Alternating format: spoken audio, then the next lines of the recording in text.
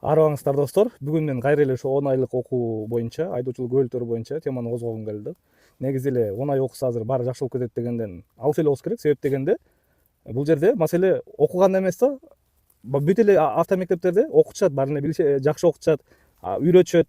Бирок ал жерде адамдын өзүнөн да ошону үйрөнгөнүнөн, окугандан, ошону түшүнгөнүнөн да ооба акыркы 30 жылда көп болгон жанагы сатып ала коюшуп, белек кыла коюшкан дегендерчи. Анан экинчи жагдай да бар да, ушу адамдарды эле күнөөлөгөндөн көрү экинчи жагы мисалы үчүн бизде көп жерлерде жолдор дагы мындай ошого стандарттарга туура келбейт да негизичи. Освещениялар деген көп жерлерде жок. Бизде шаардын ичинде болсо деле, бирок шаардагы илгерки мод азыр бактарактар өсүп атпайбы жолдун четиндечи.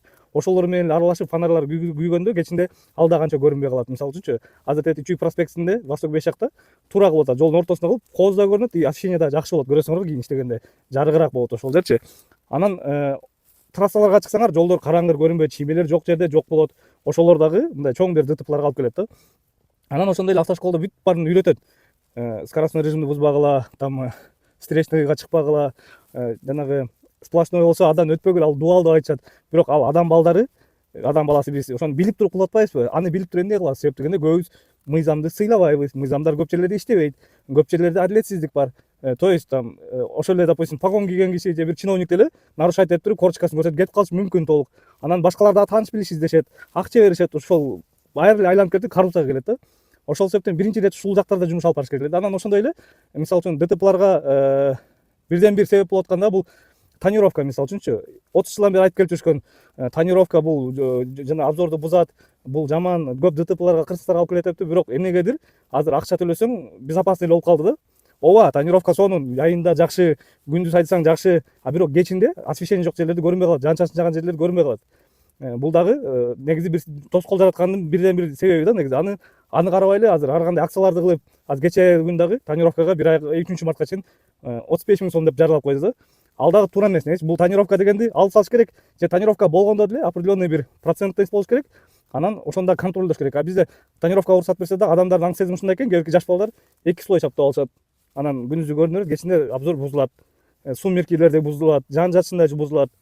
Эң негизгиси ушу өткөндө эле мен Бишкек Ош жолунда кетип баратып, Кара көлдөн Кочкор Атага чейин жолду тарткан болчумун да. Ошол жерлерден эле көрсөңөр болот, жолдор чиймелер жок, жаман, аңгыл дөңгүл, скоростной режимди кармабаса, ошол жерлерден эле ДТПлар көп болот да. Ошол себептен баштапты карап туруп эле анан бүт ушу болуп аткан нерселерге бир эң основной мындай бир причинаны бул коррупция деп койсок болот да. Баардык жерде коррупция болгон үчүн ушундай нерселер болот. Шалакылыктар, баш ийбестиктер, өз билемдик деген нерселерчи. Ошон үчүн биринчи ушу коррупция менен катуу иш алып барыш керек деп ойлойм да. Ушу майда чүйдө жактардан, бул жерден эми чоң биздин мисалы үчүн Камчы Кудышай аны көп деле билбей эле калат. Бул жерде ар бир жаран нарушать этсең төлөш керек, нарушать этпеген аракет кылыш керек, башка нарушать этсе ошону тартып, жүктөп, арыз жазып, ошол менен иш алып барсаңар ошондо жакшы болот. Бизде андай эмес да, баары эле түшүп калдыбы, тааныш билишке салат, 10 000 сомдук штраф или 5 000 сомдук штраф болсо 1000 сом берип коюп, чай пай берип коюп деп бүтүргөнгө аракет кылышат да. Вот ушул жерде бизде негизичи көп көйгөйдүн баары. То есть көрдүңөр достор, эч кандай коркуу жок да, мындай сезим. Бирөө азыр мени милиционер токтотуп калат, мындай чоң айыппул жазып коет деп. Ошон үчүн айыппулдарды көбөйтүш керек дагы, катуу иштеш керек да ушу коррупция мененчи. Ошондо чөнтөккө оор келгенде баары тынчып калышат. Силер негизи достор ушул боюнча оюңар кандай негизичи? Анан жанагы 10 ай анан онлайн сабак өтсө болот деген эми бул болбогон эле нерсе да. Окуй турган киши аны мындай үйдөн отуруп деле интернеттен окуп деле билип алат негизи. Деги эле мындай мен ишем да, мындай маалыматтарды окуп чыктым. Биздин жарандар деле ошол эле Москвадан окуса болот экен, жанагы временный регистрация менен деле окуса 25 000 рубль экен, 2,5 ай окуйт экен. Казакстандан окуса болот экен, Өзбекстандан окуса болот экен. Ал жакта Өзбекстанда 50 000 51 000 сом болот экен да. Бир жерлерден да окуп калдым. Дубайдан дагы алып койсо болот, бир айда ушундай. Анын двусторонний соглашение бар, аны болсо кайра бияка келип алмаштырып алса болот деген ушундай бир башкача схемалар бар экен да. Эми менимче бул бирке туура эмес да. Эң негизги мындай кодинг жагын караш керек да. Анан автошкола эмне окутат, справканы берет, кетирет, болду.